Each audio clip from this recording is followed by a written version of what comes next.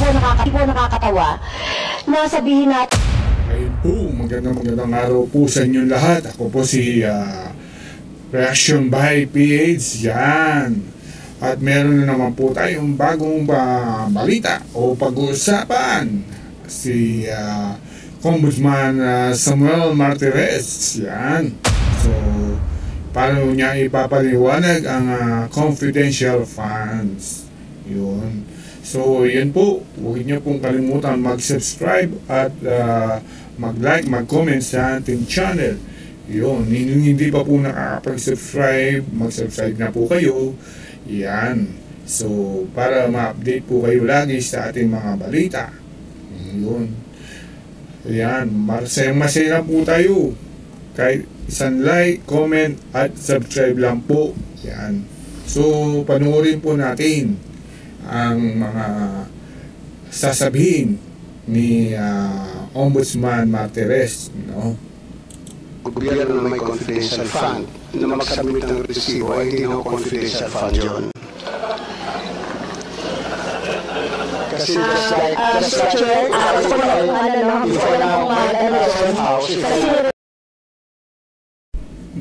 parang kabos ni ano yun narinig ko na si Claire Castro ba?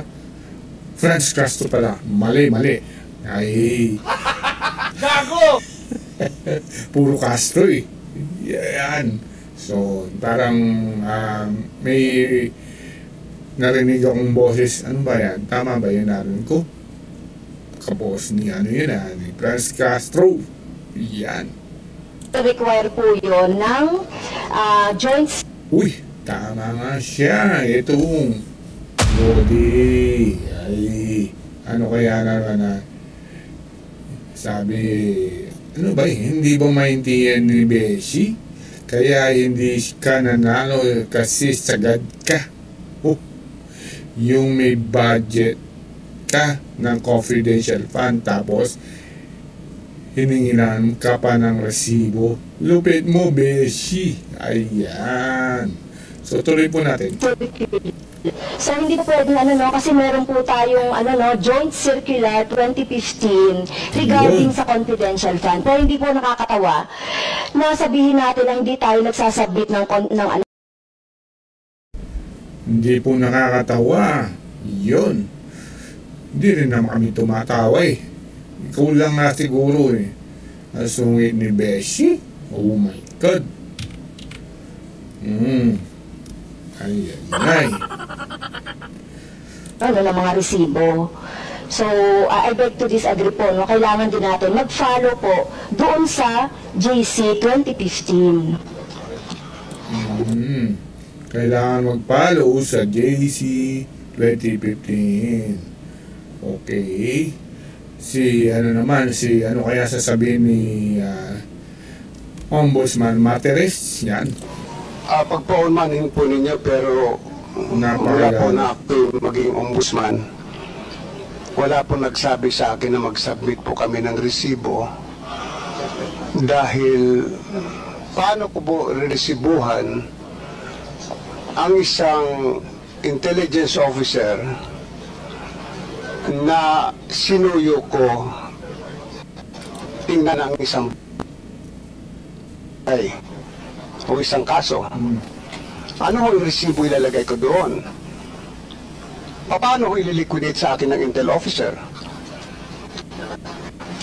If I get a safe house, magtataka pa ho kayo, ba't ako kumuha ng safe house? Baka naman yung safe house na yan ay hindi totoong safe house, kundi motel. I really don't know, but if that's the case, na pag-uusapan po natin, pag-aawayan natin confidential fund, then alisin nyo sa budget namin yung confidential fund. So, yun ang tama.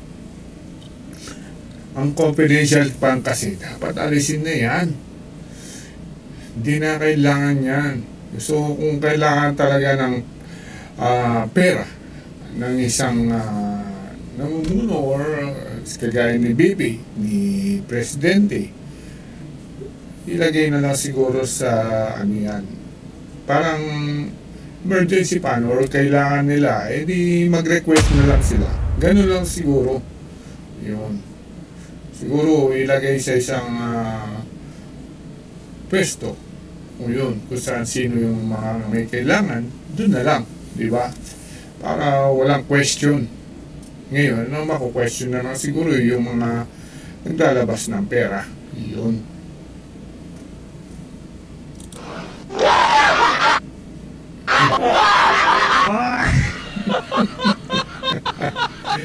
Ngayon, Yun. Ayan. So, yan. Basic logic. Hindi pa maintindihan ni Beshi. My God. Hindi pala maintindihan. Sabi ni, tama ka po dyan, Ombudsman. So, si Ombudsman ang tama. Tingnan natin yung ibang mga comment. Basahin po natin. Ayun. Sabi ni Dexter, Ombudsman versus teacher na bobo. Ikaw talaga, Beshi. Yan. Tapos mga emoji na puro tawa. Ayan. Sabi naman, nag-reply kay Dexter si Ratsky. Grabe kasi siya. Beshi na yan.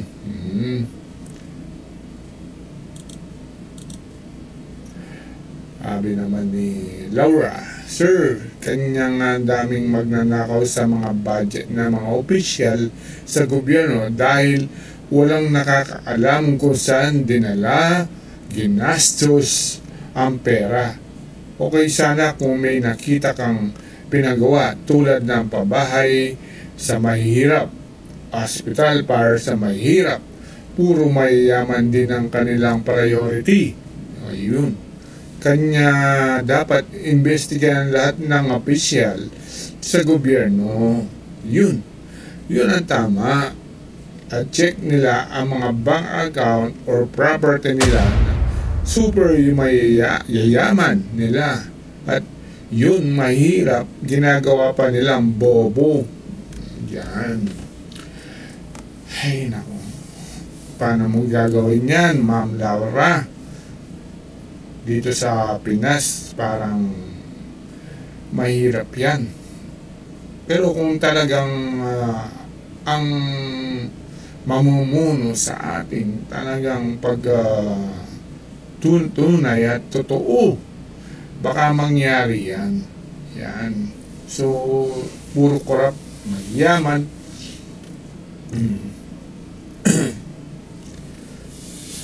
Pero tama yung gusto mo. Sana maging totoo.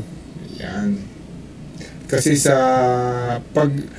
ibang bansa, hindi ko na po tutukuyin kung saan. Pero kasi sa ibang bansa, lahat po ng mga pera or sahod ay nakikita ng government nila. So kaya alam nila kung ano yung pera sinasahod mo o yung mga napapagawa mo, lahat yan. So, madali nilang mahuli kung ang isang sabihin natin mga isang nagtatrabaho, kung ang trabaho mo lang karpentero, tapos may napagawa kang malaking bahay, nabili kang ganito sa ibang bansa, so ibig sabihin yun, may nangyayaring anomalya, or yun ang ibig sabihin. So madali nilang mahuli. Yan. Lalo na yung mga politician. Yan. Sa ibang bansa yan. Ewan ko lang dito, kasi kahit na namomonitor na nila sa bank account, kahit sino pa dyan, wala naman nagagawa dahil natatapalan. Yun lang. Yun ang pinakamasakit dito sa ating bansa. Kung yung sabi mo, siguro sa ibang bansa nangyayari yan, baka ikaw po siguro, ma'am, baka nasa ibang bansa ka, maganda talaga ang patakaran nila sa ibang bansa. pagdating dyan. Yung mga ibang bansa lang, hindi naman lahat. Yun. Tuloy natin, ha? Ang daming mga comment. Yan. Sila, ang hirap kasi idle. Mayroon budget for confidential fund. Tama po yung sinabi ni Ombudsman na kung sisingilin ng resibo regarding sa confidential funds, dapat tanggalin na lang ang budget na yan. Yun. Maraming nagko-comment, mas gusto nila matanggal ang budget na yan. Kasi hindi mo alam saan nila ginagamit. Confidential nga yan eh. Yun lang ang problema. Walang resibo. Yan. Kahit anong gawin mo, hindi mo ma-audit. May audit pero sasabihin lang sa iyo, halimbawa, ikaw ang auditor, sasabihin lang siguro sa iyo, eto yung nagastos, kahit walang resibo, yun lang. So, ganun ang may pagkakaintindi ko sa confidential fund. Pero kailangan mong i-present kung ano ang paano mo nagamit. Ganun lang. Yun. Sana tama ako. Correct me kung mali ako.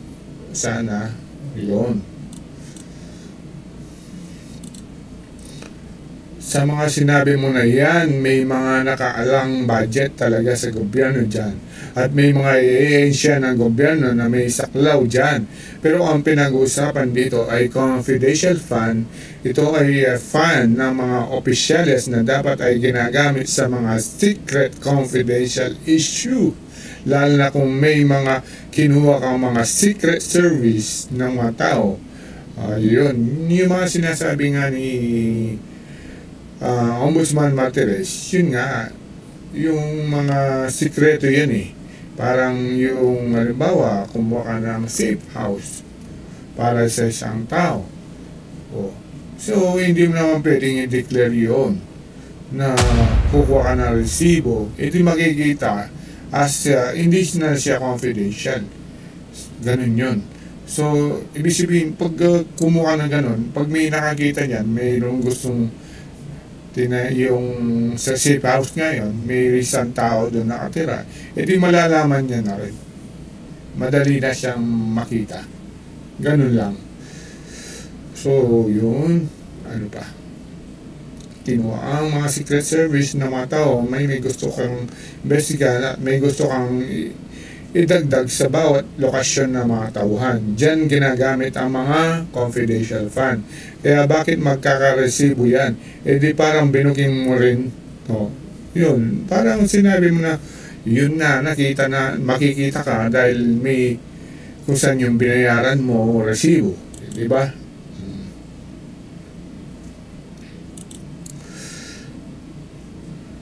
Mali lang ako ng type at kung mali pagsabi ko yun dahil para di ako magtaka sa BP dahil wala naman siyang napagawa kundi puro sa kanya ikaginhawa, di kaayos ng mga taong bayan. At isa lang daman dahilan, mukha silang pera. Yun, mukha silang pera. Mali na nga siyang magsisigaw pa siya sa masa para magikay nakakampi kung wala siyang kasalanan. Di niya need na mangangawa, murahin at pangulo ng BBM. Ikaw naman dahil sa mahina rin ang utak mo, di ka naawa sa taong bayan. Milyon-milyon inubos sa pagre-rent lang ng storage room.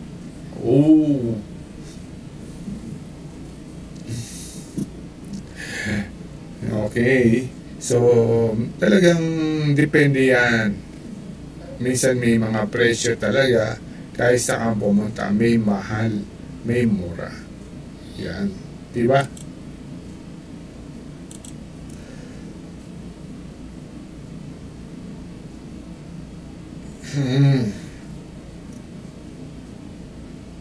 Mahirapan kang maunahan yan ng bagay na hindi mo saklaw sa utak mo, ate.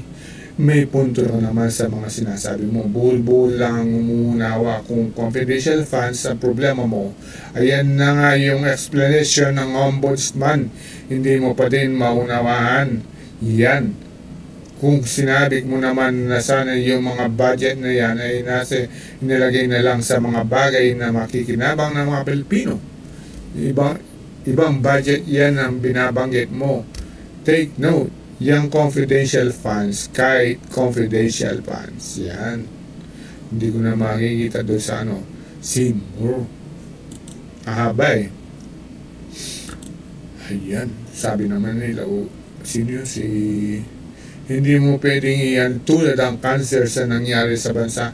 Dahil kung katulad pala yan ng cancer ay wala ng lunas. Parang sinasabi, nyo na okay lang umikot ang drugs, umikot ang NPA, so okay lang sa populayan sa iyo. Sagutin mo muna yun, madam, kasi masyadong magulo yung utak nyo.